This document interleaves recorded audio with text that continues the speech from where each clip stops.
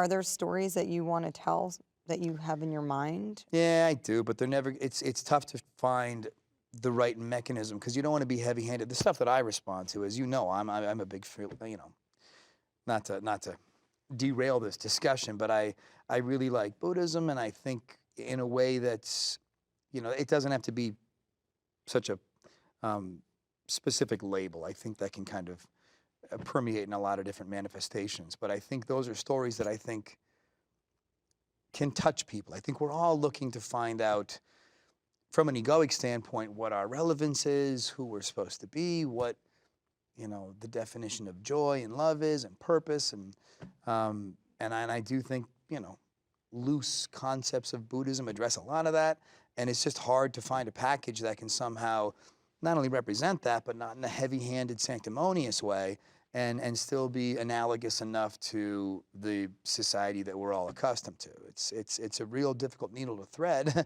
and I certainly don't have the skill set to write it, so I'm just on the hunt. So eat, pray, love too, then. That's it. In the beginning, I was the actress, the star, and that felt like something. People came to see me at first, but the farther away I got from that and the more acclaim the theater company got, I had less and less weight. Scarlett, you know what I'm curious about? What was it like meeting me the first time? And what's it been like working with me? Be nice. Just be nice. They're filming it. They're filming it. I'm trying to remember when I don't know when I met you for the first time. It must have been on the set of The Perfect Score. Yeah. At some point in a rehearsal, we made a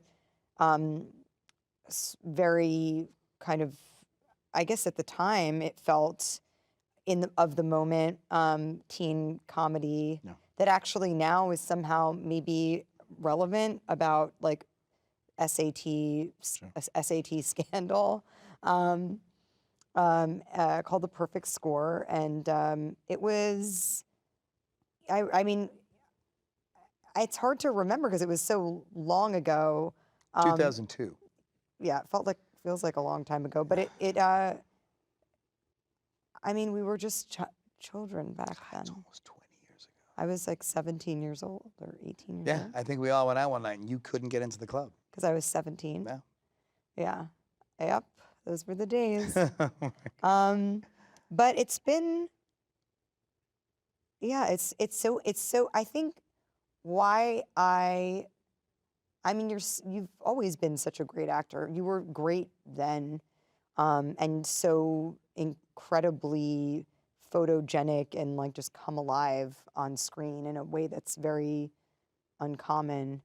And I found that you and I always, even though I remember we had like one scene in The Perfect Score. It's like my favorite scene in the movie. Yeah, which is a great scene. It's so sweet. And it was so nice to work with you because, I felt that we had a great chemistry as actors, and there was a sort of naturalistic approach that I felt that was, there was some likeness there between us, and then we also got to work together on the Nanny Diaries, which again was such a pleasure and also just very easy. I mean, I feel it's always easy between us for whatever reason, because I think we have some similar approach maybe to performance, and we are present with one another maybe just for various reasons, but also I mean, one of fact just being that we're friends and have known each other for such a long time, and I think have a lot of sort of empathy for one another as people. But it was such a pleasure for me to watch you in your play, because I think it's interesting to have an experience of watching, sharing a scene with you, because we're face to face and we have this kind of intimacy. And then sometimes I see you, on a screen and you're like up there and huge. But when I saw you in the theater, there's this,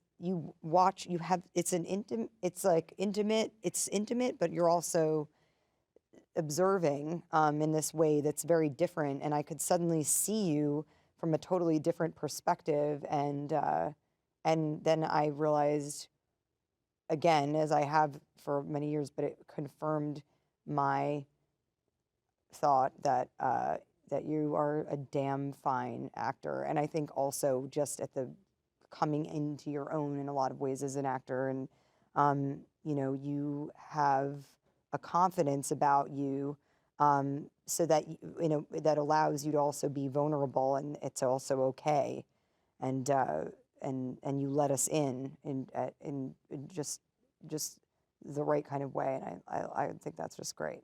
That's exactly. When I was watching Marriage Story, I was saying to someone I was watching it with, I was like, Scarlett just lets you. I think it's always tough watching people you know in film, just because you know them, and you know what I mean. And I think every actor, no matter who you are, you have to call from your own experiences. So you're always going to say, "Oh, there's a little bit of Right, you know their the stuff. person I know." Yeah. When I was watching Marriage Story, I was like, "Man, Scarlett has a way of just." That's not Scarlett. Like she found, like even in like the subtle, the opening of that movie, like I was just in love with both of your characters. I was so crestfallen because I knew it wasn't gonna work. But that opening stuff, you just have a way of doing things where you shed who you are, but still have that availability. You let people in. That's a really sweet thing, because I think a lot of actors, men and women, have a way of. Sometimes I think the more they get a little, I think being internal and kind of removed, it's mysterious, and it forces the audience to lean in. But if the goal is to reveal, you know, the audience doesn't come to see you; they come to see themselves. And at the end of the day, you have to let them in, and you're so good at just letting people in. And in those moments of true vulnerability, that's where I think it's easiest to fall back into ourselves and our own habits and patterns. But even when you're doing things, like I said, I was like, oh, that must be improvised. But if you're telling me it wasn't, that's just a testament to what I've always known, that you're one of the greats. This is working for me. I like this interview. Having Avengers be the biggest movie of all time is, it can make Is it the biggest movie of all time? Yeah. It is? Yep. Wow, we really do need to go on vacation. I keep saying that. We've been trying to organize this Avengers vacation. We deserve it. We deserve it. A little victory lap. But it's not just wonderful because you get to be a part of pop culture phenomenon the same way Star Wars impacted me. But I think what really will stay with me is the fact that the people we got to work with truly is not a bad apple in the bunch. Yeah, And we have a good group of people. we get along so well. We get along so well, and it's really funny because, I remember back in Iron Man 2 days, I think you had just finished filming the first Cap, and it was so interesting that you and I again were coming together. I mean, we had no idea that what we were making back. Yeah. It was just impossible to know what the phenomenon that the Marvel Cinematic Universe or the Avengers would be. Yeah. And so we shared a lot of the same kind of. I mean, you had a huge kind of burden to carry this massive, much beloved, iconic character that you were these huge shoes to fill, and I'm sure that must have been a very daunting task, and also like just a decision to make. And I think I remember you saying, I think I saw you out one night and you were kind of like weighing the possibility, and it was not I think a lot of people would just assume, oh yeah, that would be, you jump at that chance. But having been through it myself with also a partner that I was with that had also another big kind of iconic superhero thing that he was working on, and it's the pressure. You don't know how it's going to go, right? No. I mean,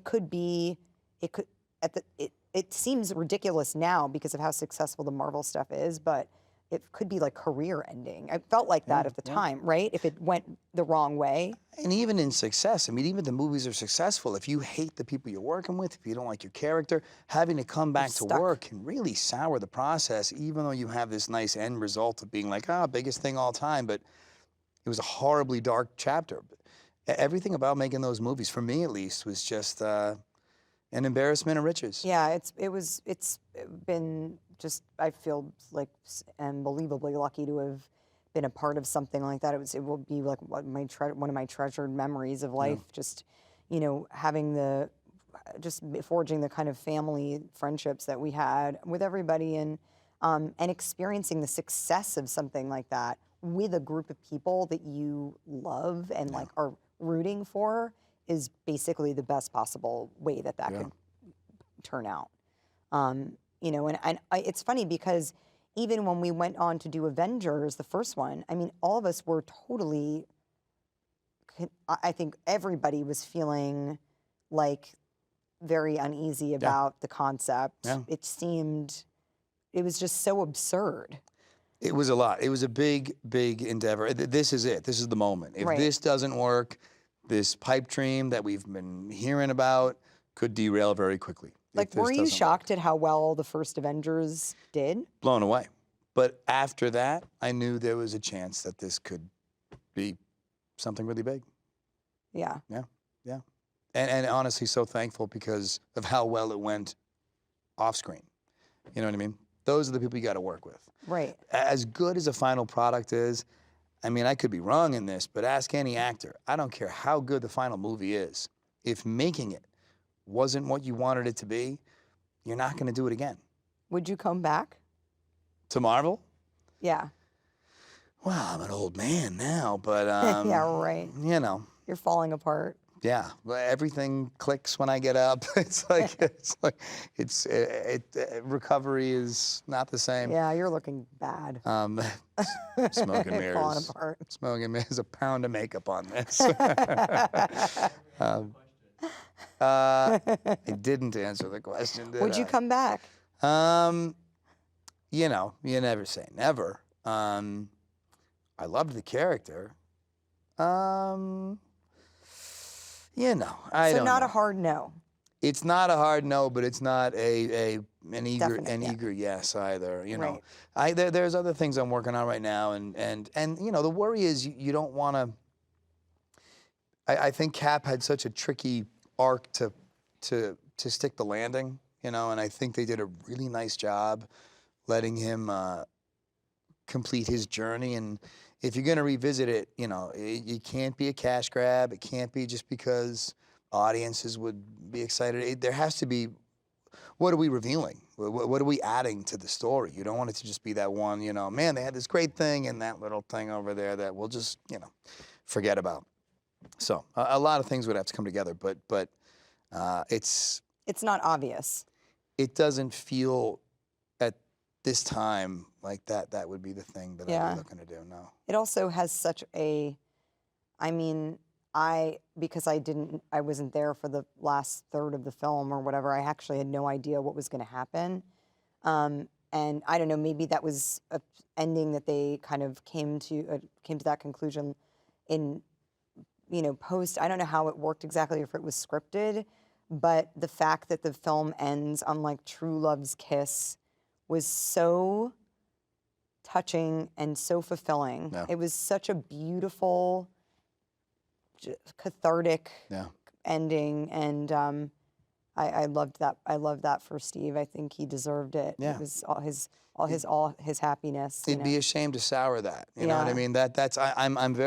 I'm very protective of it. You know what I mean? It was such a precious time, and jumping onto the movie was a terrifying prospect to me. You know, I said no a bunch of times, and there's a million and one ways it could have gone wrong, and it could have backfired, and I could have regretted it, and it didn't happen. And to keep on testing that is just it almost feels like, you know, maybe you should just let this one sit. But you know, the good thing about Marvel is you never. I feel the way about Pixar too. They never go for the cash grab. They care. They care. It's never going to be something they just throw together and just because they know they're going to make a mint. So, you know, in that regard, you know, who knows? Who knows?